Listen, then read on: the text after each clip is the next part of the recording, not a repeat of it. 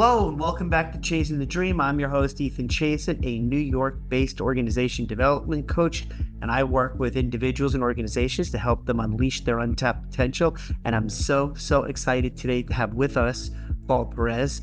And as he'll tell you, Paul in Hebrew means small, and Perez means breakthrough. So true to his name and his philosophy in life, every day he strives to help individuals and organizations move from where they are currently to where they want to be. And he does this by facilitating day in, day out, small but powerful breakthroughs for professionals with whom he's fortunate enough to work with.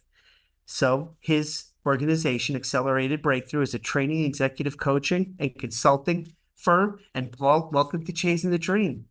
Ethan, just such an honor to be here with you. And I love the title of your podcast and your show, because what are we without a dream, right? There's an old book, a little tiny book called As a Man Thinketh, I think it is. It says that dreamers are the saviors of the world.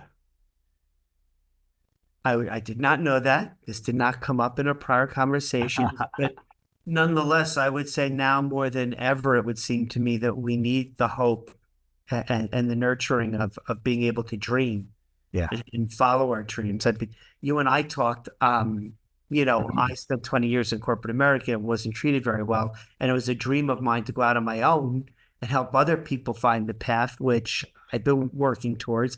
And one of the things towards that was you talked about throughout the narrative arc of your journey that people had made attempts to squash your dreams. So I was wondering if we could just jump right in and talk a little bit more about those dreams along your professional career and how you fulfill those now.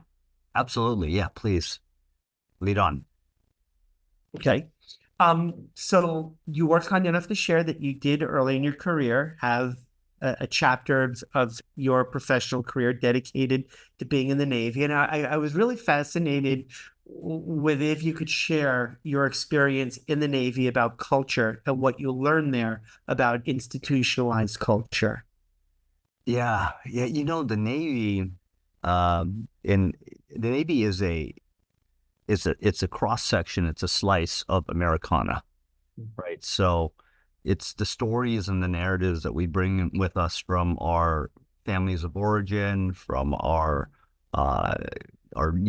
cities, the regions that we come from, the sports teams that we love, maybe the schools that we've gone to, and we bring all that. It's this package that we bring into the military. What I have found is that my experience in the Navy was both wonderful and brutal at the same time. I think, I spent 20 years in the Navy, similarly to how you spent 20 years in corporate America. And it was wonderful and brutal in the sense that the first 5 years of my career, I flew for the Navy. And I've always been kind of this free spirit. I mean, I did well in flight school. I got into a squadron, and there were times when I would just be whistling or humming to myself, trying to get into my own personal rhythm. And people would come along and, sometimes it would be as innocuous as, hey, what'd you do with the money? Right? That joke, right? What'd you do with the money? I'm like, what money? The money your parents gave you for singing lessons. Sometimes it would be as brutal from certain personalities that just couldn't stand other people being happy. It would be as brutal as shut up. Well, that does send a message. Yeah. I would imagine that sends a very impressionable message to you at that point in your career. Yeah. And so, like in other institutions, I found a great amount of power structures that were erected to maintain certain power bases, and there were definitely certain people with agendas that wanted to maintain power bases. But you know what? Here's the wonderful thing, because I actually found my time in the Navy to be much more fulfilling. And when I got done with the Navy and I went into corporate America in the private sector, I missed a lot of the culture that had been built in the Navy, because one of the things that the Navy prided itself on, and a lot of military units have to work this way, is giving away power. more of a decentralization of power, because when I was in my early 20s, I was 23 years old. I just gotten my wings. I reported to my first squadron, and I was my squadron of 250 personnel went from the Bay Area, Naval Air Station Moffett Field, and we were deployed to Misawa, Japan, which is a naval air facility on an Air Force base, a U.S. Air Force base and we were tenants on a JMSDF base, a Japanese Maritime Self-Defense Force base. So it was like tenants within tenants within tenants, and so we were forward deployed there. And then the Gulf War broke out, and my crew was sent. So we were one of 12 crews so there were about 12 of us, and we were sent to the Persian Gulf. Whereas the boss, the commanding officer and the executive officer and all the department heads, for the most part, were intact in Japan, in Misawa, and then we were in the Gulf. So they said, go do your mission, go do what you were trained to do. And we were given an unbelievable amount of autonomy to go do the mission. And they trusted us with decision making. They trusted us with, we were in our 20s. The oldest officer on that crew was 27. And okay. So there were 12 of us. There were 5 officers and a bunch of enlisted men in what we called the tube in the back of the airplane, the Navy P-3 Orion. And I think the oldest guy in the tube was probably mid to late 30s. So, we were just a young group of people going off, and we flew in combat. So there was an enormous amount of autonomy in trusting us to go do a mission, and every day we knew what that mission was. So it was fascinating. There's icky stuff because we're people, right? Right. We're the common denominator in all the problems that we have, right? But we're also the common denominator in all the beautiful things that we're able to do, and all the different accomplishments and all the different friendships and relationships that we build. So. You talk about a dichotomy almost. You talk about giving collectively a fair amount of latitude, that you're told, this is your mission, go. And within the confine of the structure of the squadron to be successful in implementing or achieving your goals. But there also carries with you the structure of the squadron, if I'm understanding what you're talking about. It's kind of a dual-fold, kind of like autonomy and ability to be independent, but there's still that organizational structure to how. Sure. Yeah. And so you talk about culture, right? Culture is, and you know this as well as I do, culture is this is how we do things around here, right? These are the attitudes and behaviors that are rewarded in our organization. And if you do something, because of feedback loops, right? If you do something that is not rewarded by the organization tells you. So it's a negative feedback, right? Stop doing that.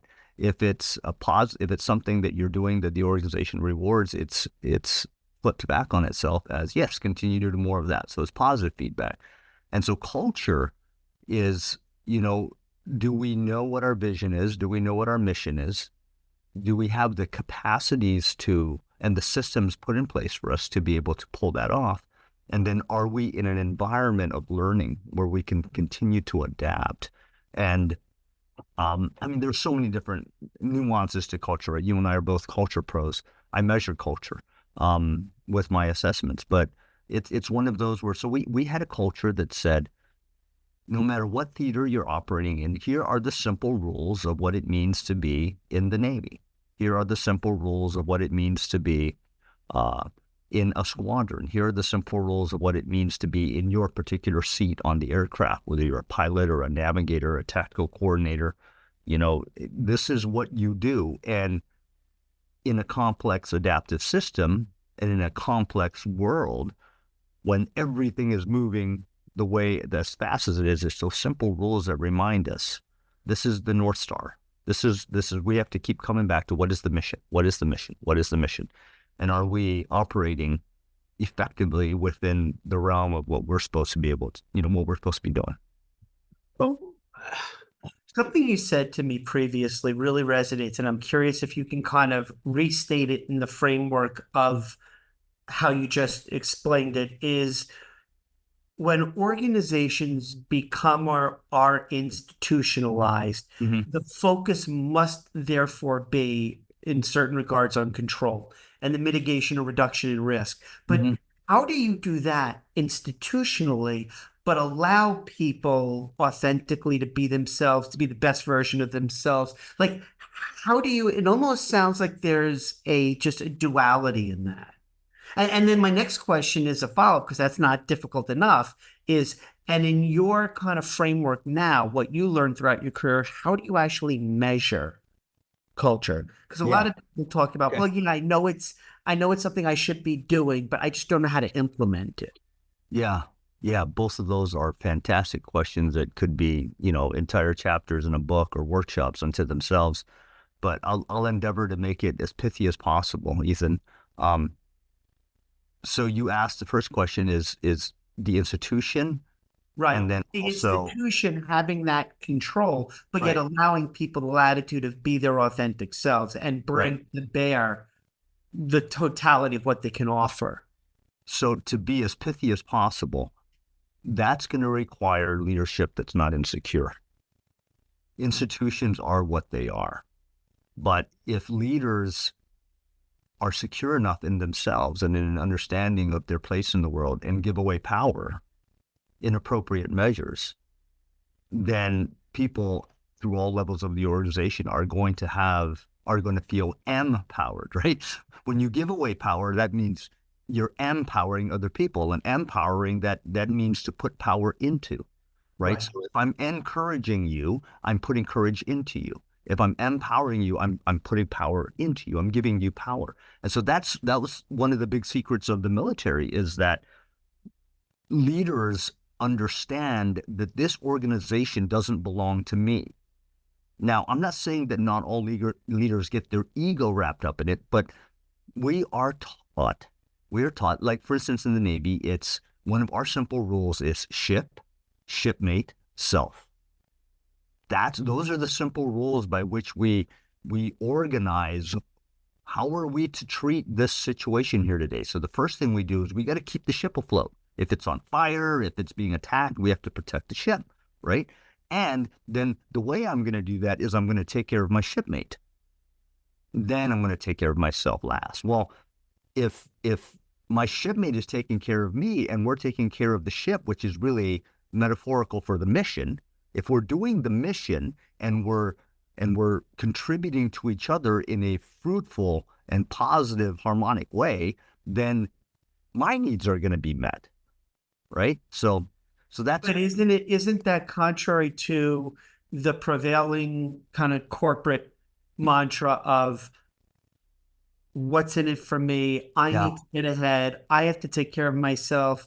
There's no loyalty between employee and employer. I need to watch out, because then the needs of the individual have to, it's flipped almost sure, at yeah, least the traditional model of corporate. And then how do you kind of break away from that?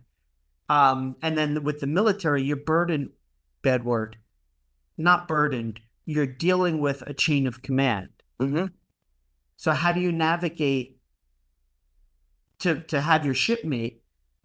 You know what I mean? It's like yeah, it feels like yeah. there's I kind of two oppositional forces sure, coming sure. at that. One of the most wonderful things that I got to experience in my journey as a naval officer was, especially if I was coming across some hard times, like, I mean, I got married like 2 days before I got commissioned into the United States Navy. I met my wife in college, and we've been together, gratefully 36 years now. Next month is our anniversary. But a lot of them been hard. You know what it's like when you have it's just relationships are not easy, right? They're the proving ground for building of character. And so, and by the way, that's the same thing in organizations, um, because organizations are made up of relationships. But going back to what I was saying, when I would have difficulty with something, maybe it was a marital issue and it was stressing me out and I had other things, maybe it was a chain of command issue. Maybe it was I don't know. and just pick one. And I'd go talk to one of my leaders, especially if it was a trusted leader. I've had leaders who didn't handle my issues very well. You pat me on the head or say, you know what, go, just buck up, forget about it, numb it, Right. whatever. And then I've had leaders who sat with me and listened and said, gosh, you know what, I remember what it was like when I was at your phase in life. And they'd tell me a story. And I never forgot that, because one of the things that it demonstrated to me was that if this leader is telling me, he's taking my perspective by showing me a perspective from when he was in that same position, right? And if I'm able to help normalize the fact that troubles come, hard times come, but you're going to be okay because you're not alone, right? But, yeah, and therefore leadership matters. Oh my gosh, it absolutely matters. Leadership does matter. So that's what I was talking about before, Ethan, when you asked, how do you maintain this institution of supposed command control, right? A chain of command, that kind of thing. It's when people are not stuck to their egos and they're not insecure. If you are secure, then you're going to give away the power to people to do what they need to do, right? I teach this as an executive coach and trainer that let's say, for instance, the commanding officer or the chief executive is the source, right? It's like all people need to be resourced in an organization. And so the closer you are to the source, the more you're going to have resource. Well, it is the responsibility of leaders to give away resource because they're closer to the source. That's the problem. Is insecure leaders hang on to the resources. They don't give it away. Which is about control, out of fear. Exactly. And it's out of fear. Because not to jump in, but I'm wondering how we can tie this, because you spoke to me before about the notion of living with courage. Mm-hmm. And then, so how do you take courage in an organizational environment, and how do you not just coexist in an organizational structure, but how do you thrive? And I'm wondering if this is where you're talking about your courage fitting in, an individual's courage, or if you mean it in a different framework. Yeah, no, it absolutely. And this is one of the things that, like I said in my coaching, there are a number of simple rules that I come into organizations and into coaching engagements with. I do coaching one-on-one, lots of one-on-one executive coaching with some high-level executives in some big organizations that you and all your listeners would know. And then I also do group work, and then I do organizational work. And my systems thinking lens really helps with that, because we are all parts of a greater whole, and every whole has parts, right? From the infinitesimal to the infinite, everything is a system within a system within a system, and everything is ultimately interconnected. But when you talk about, how do you do this, it's important to understand that resource is one of those things. You have to give it away. But when you do that, you give people permission to do their jobs. Permission is a Latin word. It means for the mission, right? People need permission to do their jobs. And when you give them permission and you're backing them and giving them resource, you're demonstrating to them that I am with you, and that encourages them, that gives them courage. If you're not insecure, then you're going to allow people to be themselves, not an image of you, right? I know that you and I are both spiritual men, and the spiritual, foundations that I cling to, that we are all image bearers, right? We're created in the image of our creator. Well, I meet a lot of leaders who want to create people in their own image. Mm-hmm. Not be curious, like what you said you do in your intro. What's inside you that's untapped yet? They're not curious. Because to be curious is to be vulnerable. It's taking risks. And most people, when you talk about command and control, they don't want to risk being curious because they want to be certain. Because it gives them some faux sense of security that really isn't there, but they believe it's there. Does Right. that answer your question?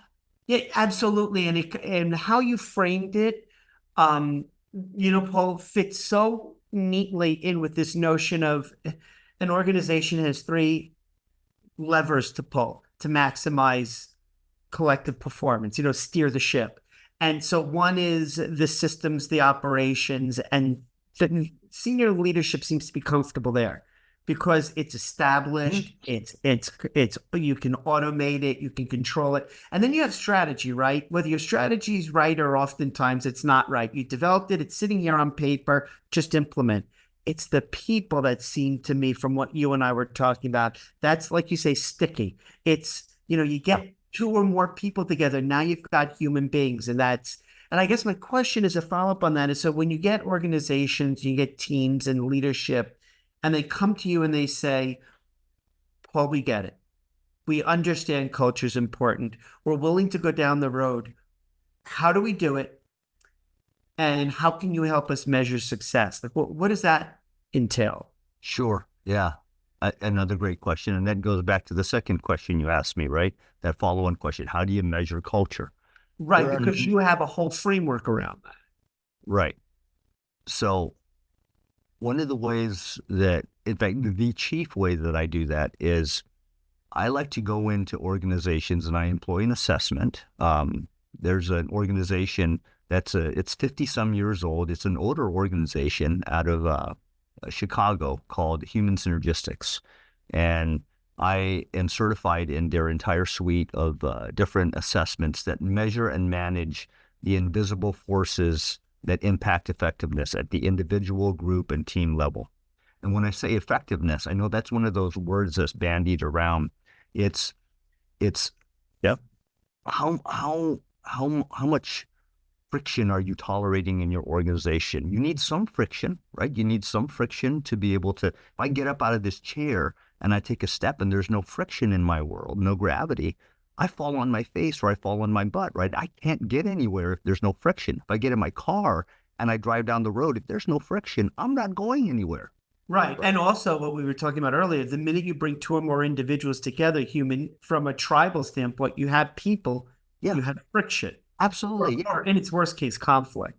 Yes. Oh my gosh. And I could teach another seminar on conflict. I do a lot of that. But we get a lot of follow-up episodes. Yeah. Thank you. I hear an invite back, and so I received always. Well, wait till we're done here today. Make sure I don't blow it. But so at the core of how we relate as human beings, and I'm getting to the bottom of the swamp in terms of understanding how our nervous systems work. At the very, very core of how we are as human beings is 6 times a second. Our autonomic nervous system, beneath the level of consciousness, beneath the level of thinking and cognitive ability, is scanning the horizon 6 times a second. Ethan, how do you even measure that? When right? you said it to me before, I just couldn't even visualize the construct. Yeah, but 6 times a second, our basal ganglia, our autonomic nervous system, is scanning the horizon for clues of safety or danger, for clues of warning or welcome. And because we talked about this earlier, fear, right? Yeah. Every one of us, from our families of origin, from our upbringing, from all the bullying that happened to us, from the bullying that we've done, from the rejections we've and the shame that we carry. Shame is the biggest impedance to progress ever. And no one's talking about that. They talk about systems, they talk about this, that, but really shame is the biggest impedance to progress, because shame is the biggest, highest frictional force to relationship. We isolate and we hide parts of ourselves because we're not encouraged. We don't have the courage to be ourselves, because the last time we were trying to sing, right, on the flight line, waiting for the crew to get done, servicing the aircraft before we could board it, one of the senior officers on the crew comes up and says, "Shut up, why are you singing?" Right?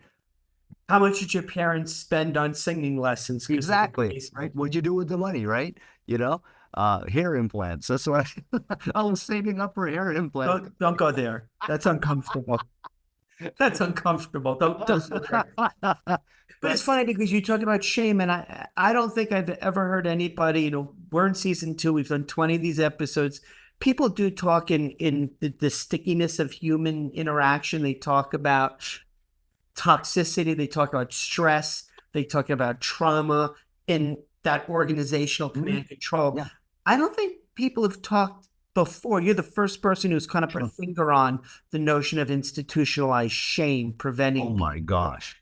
I mean, look at it. Look at our national, right? Everything about the divisiveness and the volatility of the national conversation is about how can we shame someone else, right? The doxing, the shaming, it's all over social media. But let's get back though to what I was talking about. So trauma is what causes shame, right? And shame is what causes trauma. It's this weird feedback loop. Trauma is a big part of what I do.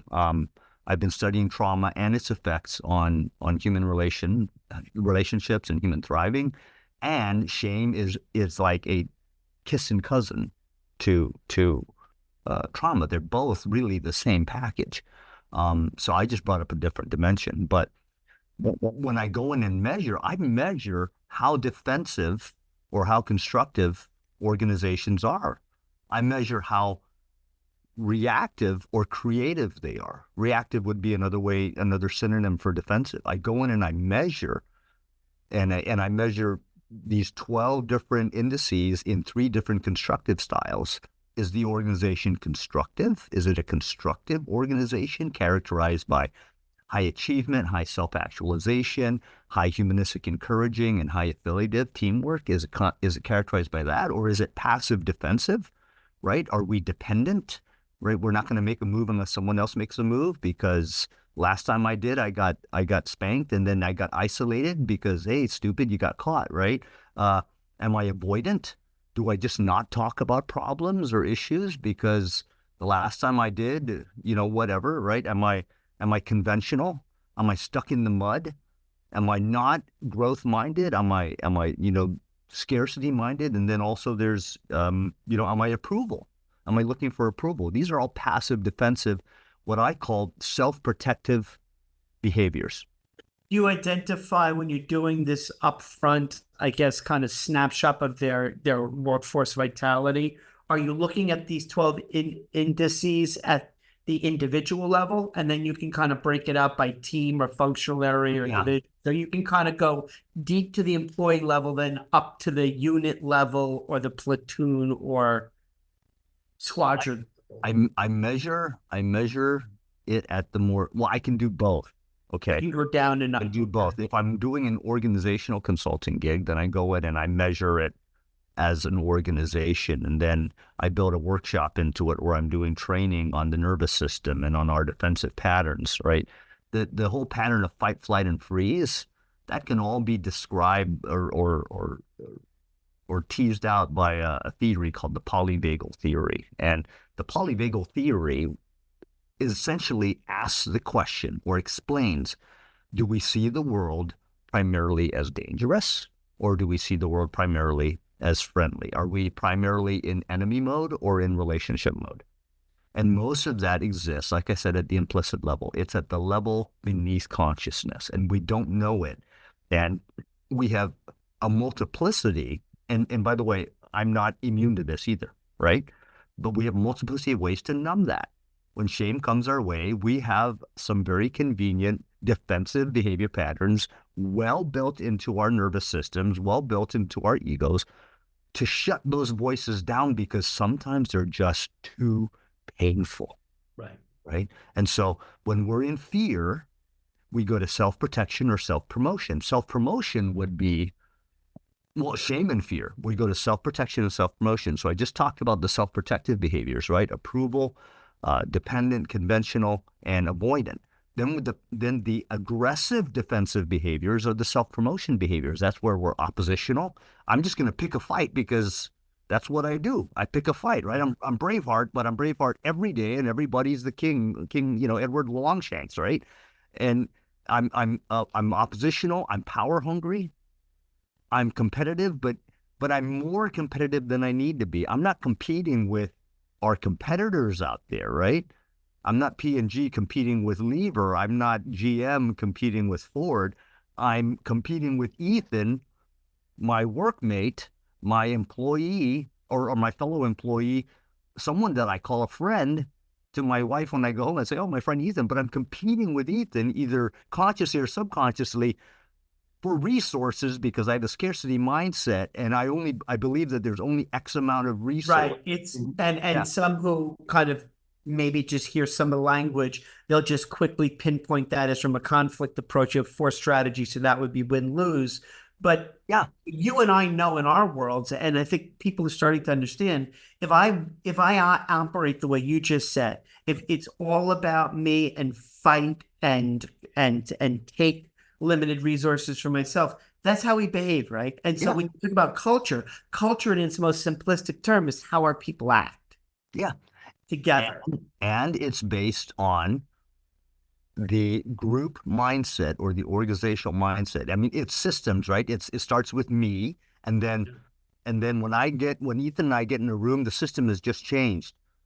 And then when Mike comes in the room and Mary comes in the room, every time a new system, the system dynamic changes, and the group consciousness changes. And so if we are primarily a defensive people, then it's like what you pour out of a glass, right? It's my glass of water here. What you pour out of a glass is what was poured into it. Like, Right. So if we are primarily defensive and we believe in that the world is scarce, that there's not enough resource, that there's not enough in whatever, and it's primarily because we are inept at learning how to meet each other's needs, then we're going to see the world as primarily dangerous, and we need to fight. and that's in the totality or in the collective, Sure. that the organization's culture. Yeah.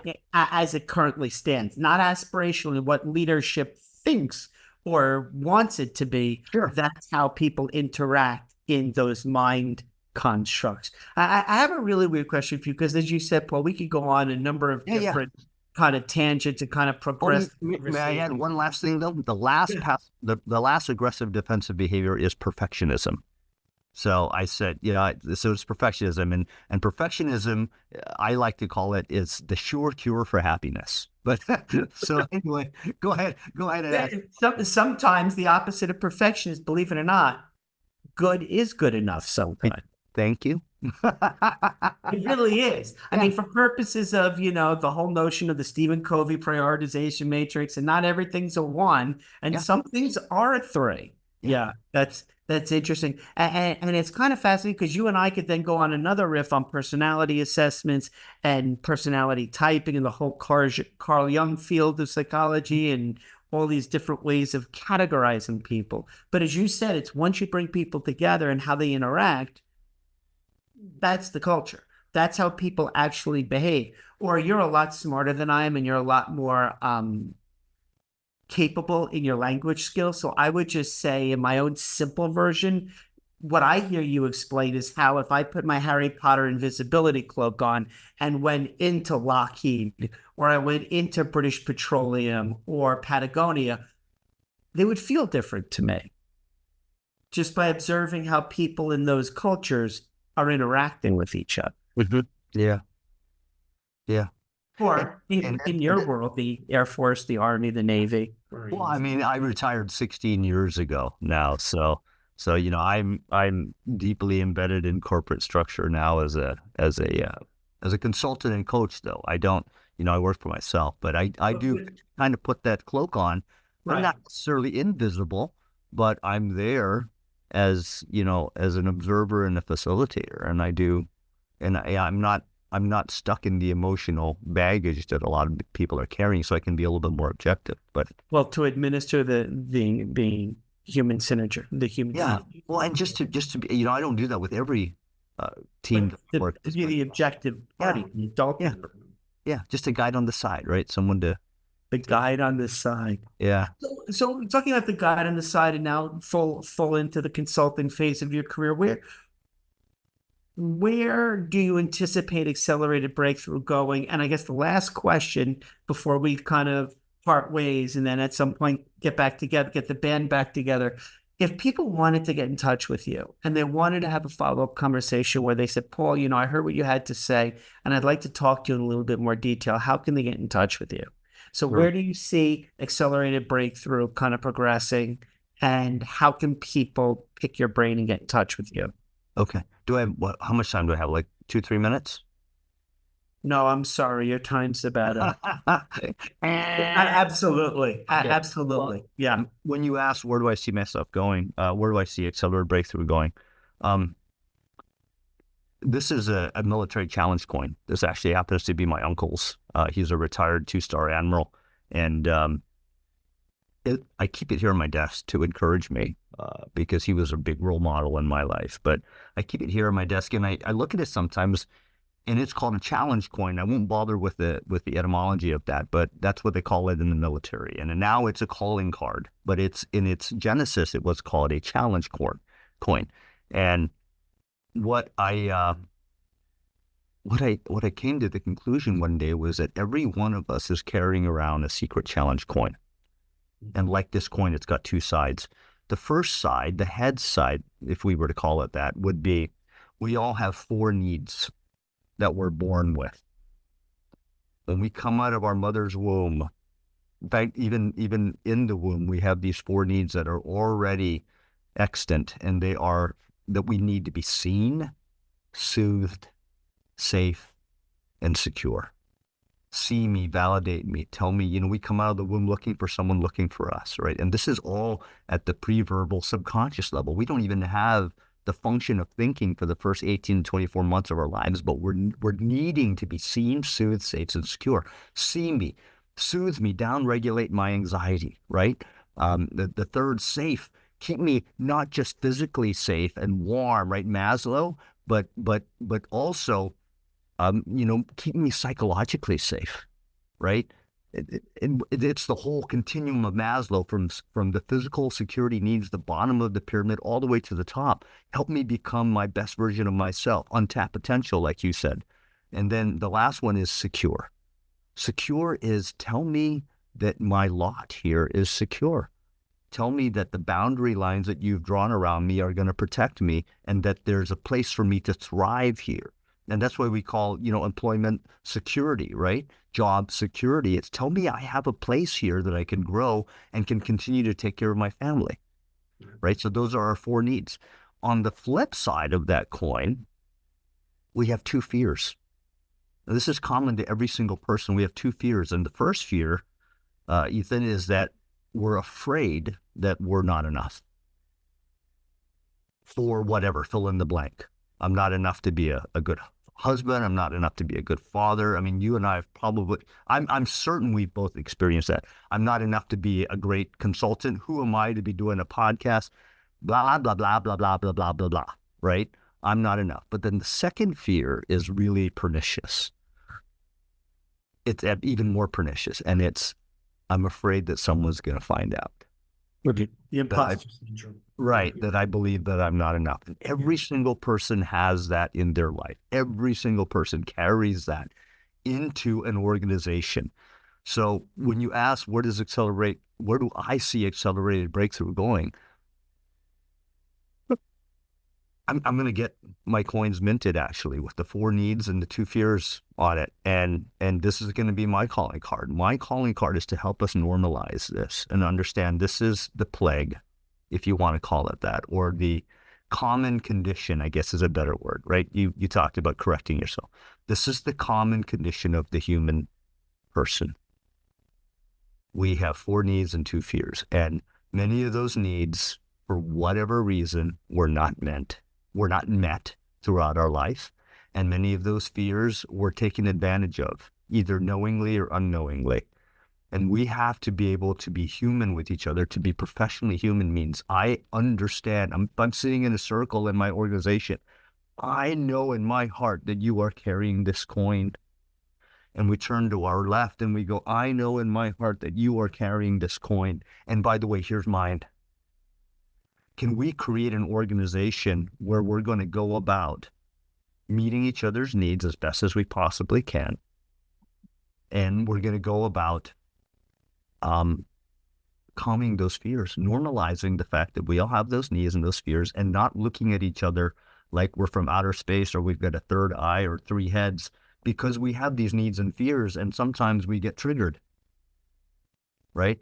Normalizing it. And that requires us to slow down. Right. Cultivating inner stillness is not something that most people know how to do and we think that it's more of a personal practice. But my friend Amy Elizabeth Fox, who is the CEO of Mobius Leadership out of Boston, they're a global organization that works primarily with trauma in leaders. She said that if we could develop a vocabulary for needs, unmet needs, we would do a lot less numbing and we would do a lot more flourishing. And so that's where I see myself. It's just being that, I don't know, for lack of a better word, that evangelist, that consultant who helps people, who comes into an organization, and using the tools that I have, I actually measure that.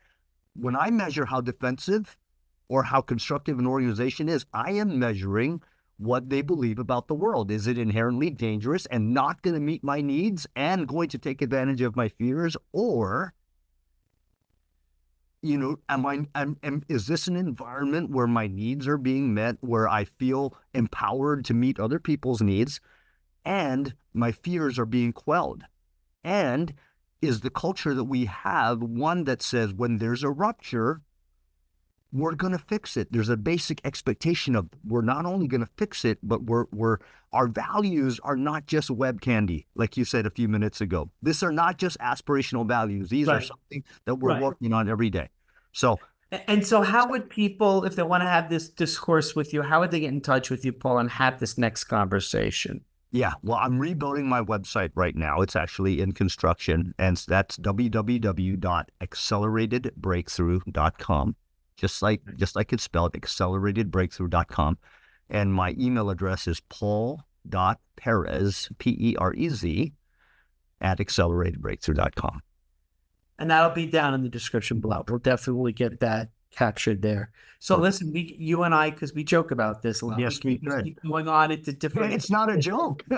It's not, but and then so that just makes it more important that we have a future conversation where we kind of take some of these trends, these themes, these talking points about the future of the compassionate organization, the compassionate culture, where, as you said, we have a way to reduce the two fears and to kind of give people the four needs that they all have. Yeah.